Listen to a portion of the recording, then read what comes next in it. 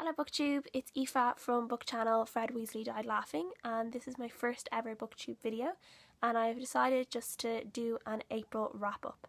So this month in April I actually had a pretty good month and I read 12 books altogether, 7 of which of those were on my Kindle. I travelled at the start of the month, so I actually had a lot of plane time, so I ended up reading a good few books on my Kindle pretty fast as well, so that was pretty good for me. So my first book that I read this month, it was actually a library book, so I don't have a physical copy with me today. It was The Copper Promise by Jen Williams, and this is the first of, I think it's going to be a trilogy, but it is a fantasy, and it is about a couple of mercenaries called Weir and Sebastian, and they end up getting commissioned to go to this it's kind of almost like a palace cave kind of thing, where apparently these gods were captured by magicians a long time ago, and they were commissioned by a lord to go there, and they do go there, and not surprisingly things happen. A big evil is released onto the world in the form of a huge dragon, and then they have to try and rectify their mistake. I found it really good. It was just, it's a typical fantasy. I like fantasies and I really like the story. I like the fact that one of the main characters was a girl and she was a mercenary and she was pretty kick-ass. There is Lord Frith and Weir, who was the mercenary. They had a nice kind of chemistry going where you just really wanted things to happen between them, which I'm not going to give any spoilers if things do or don't, but it's definitely one to read anyway. And then there's also a really big storyline of good versus evil. The evil is very pronounced in this book, in the form of basically a god of pure evil. There's no kind of mercy in this god. You don't really know what's going to happen if they don't end up defeating her, because she's just absolutely terrible. No one survives when she goes by, so it's definitely worth the read, and I gave it 4 out of 5 stars. After that, it was a few books after this, but I'll tie it in with this one, was Sorrow's Isle, which is kind of like a short story after The Copper Promise. I wouldn't really describe it as a short story. I would describe it as kind of like an extra chapter, which is basically something that happened right before the events of The Copper Promise. So Sara's Isle is that Weir and Sebastian, they haven't met Lord Frith yet, so they're on their own, and they're going on kind of a trip that they're being paid by a family to try and save this girl. And I think the story is more just seeing how Weir and Sebastian are with each other without anybody else that was in The Copper Promise. So it's just their kind of chemistry as friends. It's really nice. Sebastian is a kind of a conflicted character in The Copper Promise because of certain things that happen in it. So it's actually nice to see Sebastian as just a normal guy in Sorrow's Isle. So I gave that 3 stars. So that's pretty good, and it's worth to read. If you're going to read The Copper Promise, you might as well go and read the Sorrow's Isle, and it's just a nice kind of... The third book that I read this month is These Broken Stars by Amie Kaufman, which is the first book in the Starbound trilogy. So this is about Tarver and Lilac, who are both in this big massive spaceship up in space, and it's basically just like a normal, like what we would think of as kind of like a ferry. So Tarver, their story, Lilac and Tarver, reminds me a lot of Jack and Rose from the Titanic. They come from completely different worlds, where Tarver is a working class boy. He was just from a normal family, not much money. He joined the army. He doesn't like brushing shoulders with all these uppity high class people.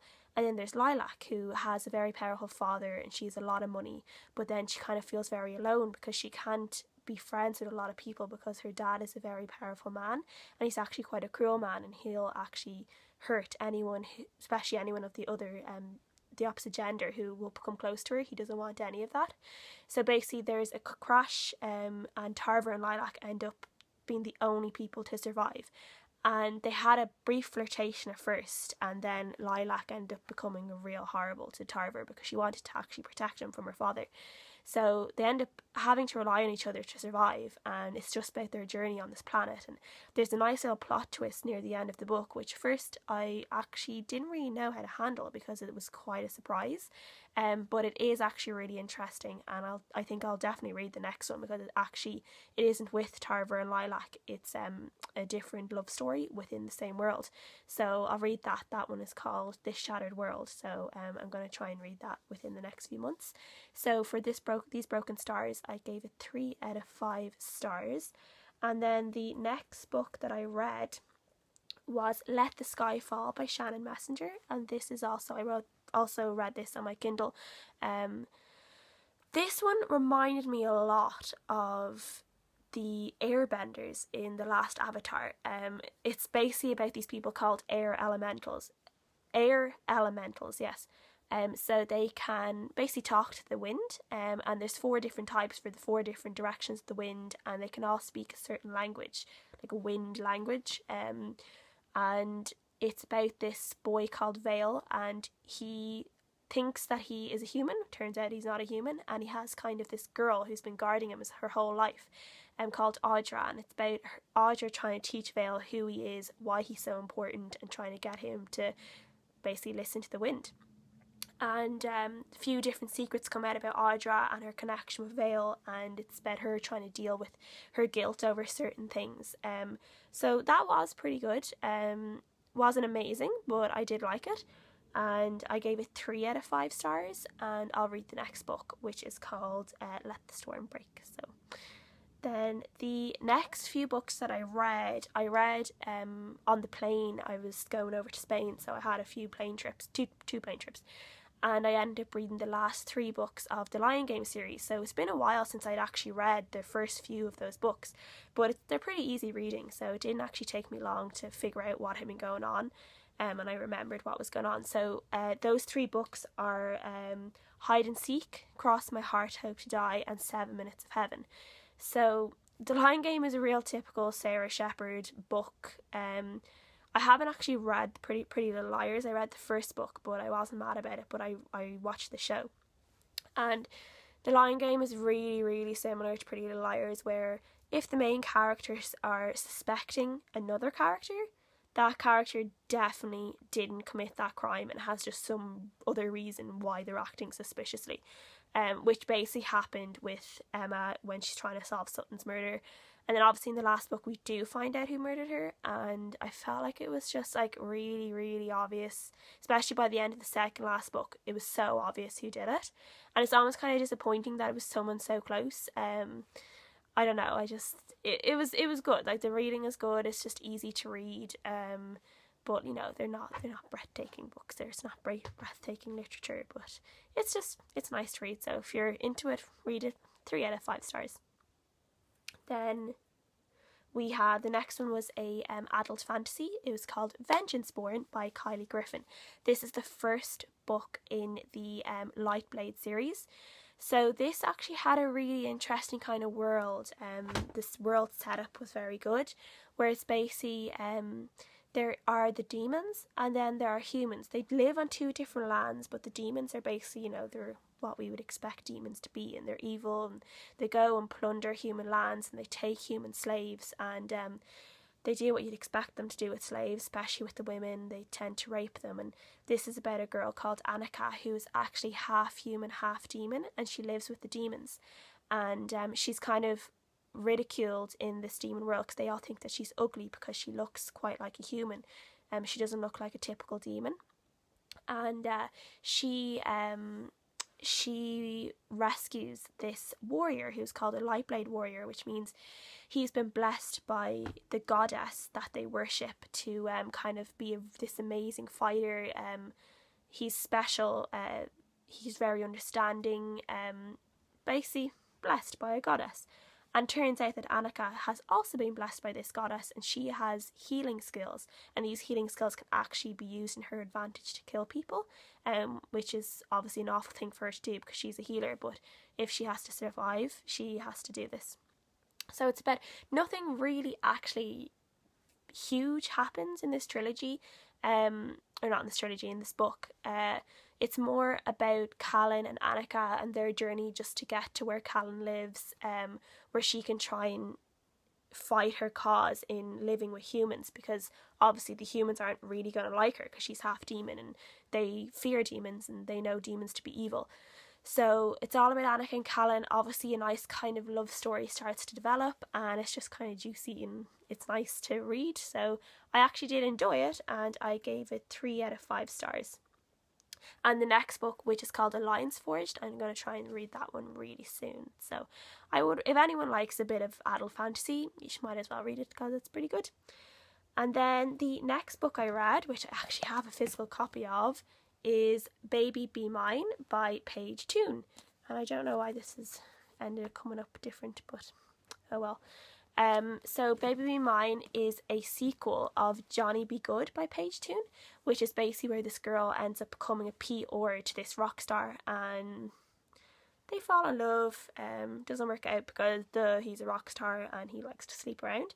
So Baby Be Mine is about Meg, and she's living with her boyfriend and she has a baby, and it's about her questioning her baby's parentage, and her having to deal with the guilt of that, and whether she should tell the person who's the real dad that he is the dad, and her having to deal with Johnny again, having him in her life, and that kind of developing, and their friendship developing again, and healing things that happened in the past and stuff like that. So it's a good book. It's a nice kind of chick lit book, which I did enjoy, and I gave that 3 stars. And there is a short novella after this which is called Johnny's Girl, so I'm going to want to read that soon as well, and it's not very long, it's only like 100 pages, so I'm going to get to that pretty soon. And then the next book I read, which I also got from the library, is Reggie Player 1 by Ernest Cline, and this was, oh my god, this was so good, because I'd just heard so many good things about this. It had such a high rating on Goodreads, and I knew I just had to read it, so I ended up getting it from the library, and I am so glad that I read it. It's described on the front of the book as a mix between Charlie and the Chocolate Factory and the Matrix, and I think this is the perfect way to describe this book. Basically, it's a massive Easter egg hunt in this virtual world, and this boy is trying to get this big massive prize, which is a lot of money, which can really help him because he's in kind of a dire situation in terms of money. And he has to try and fight these big corporations that also want this money, and it's just this big adventure. It's just a standalone novel, brilliant, 5 out of 5 stars. And then the second book, or the book I read after that, which I can't find, it's over here. It is 4 by Veronica Roth. So this is from, obviously, 4 Divergent. These are just a few little short kind of novella / short stories about 4, who we all know, Tobias Eaton, and it's just about him when he actually first came into Divergent, and how he felt training, because we all know how Trish went on and how her training went, and his training was actually slightly differently to Trish's, because we know that the training all kind of got mixed up and they revamped it. So he did have kind of a easier run, where it wasn't such high stakes and people weren't so prone to being kicked out or dying. And then there's also some bits at the end, some kind of exclusive chapters of when Trish was in Dauntless, and Tobias thinking about Trish, and that was really nice, because I did always find it weird, especially in Allegiant. I always found it weird reading the story from Tobias's point of view. I just always kind of thought him as this kind of big silent type, so hearing the book from his point of view is strange, but it is worth reading, and if you're a Divergent fan, go and read it. 3 out of 5 stars. And then the last book that I read this month was The Martian by Andy Weir. This book, again, had a really high rating on Goodreads. I had it on my TBR, saw that my library had it, so I ordered it. And it took me a little while to get into. I had to get used to the whole space log thing that he had going on, because it was almost like diary entries. And then it's a lot of kind of, certain words are used are quite scientific, I guess you could say, because it's actually quite realistic. I found it to be quite realistic. You could almost think that if we did have people on Mars right now, you could almost think that this would have happened, because all the different kind of machines he has and the way he works things out are quite different. So I suppose I should actually describe what happened in this book, which is basically an astronaut gets stuck on Mars and has to figure out how to survive before NASA can rescue him. But after a while, the main character in the book, Mark Watney, who's the astronaut, he is actually really, really funny, and just the different things he did made me laugh out loud. There was one point where I was on the bus, I was coming home and from work, and it's quite late at night, and I was reading that, and he did something that actually made me laugh out loud on the bus, and that doesn't happen a lot. I kind of will smile to myself if I find something funny, but not a lot of things will actually make me burst out laughing, and this did make me burst out laughing, which, you know, is always a sign of a good book if it makes you laugh like that. So those are my books that I read in April. I kind of, with my TBRs, I'm going to have to kind of, I don't really know what I'll be reading, because a lot of the time I pick things up in the library when I go there. So what I have is, at the moment I'm reading Unremembered by Jessica Brody on my Kindle. So I'm halfway through that, actually more than half, I'm about 65% through that at the moment. So I'll probably finish that by tonight. Which is pretty good. I do like it. And then after that is Zen Scarlet by Christian Schoen, which is just something I had on my TBR list. I have it on my Kindle, so I'm going to scratch that off my list. And then after that I have 2 books I need to collect in the library, which is Chasing Daisy by Paige Toon, and also Drums of Autumn by Diana Gabaldon. I don't know how to say her name. So that is the 4th book in the Outlander series, which I love, so I can't wait to get that one. So yes, so then after that we'll just have to see. So thanks for watching the video, and if you like, subscribe, and if you have any suggestions, just let me know. And again, any book recommendations, let me know, even though my TBR is over like 300 at the moment, so I really shouldn't be putting any more on that, but I know I will. So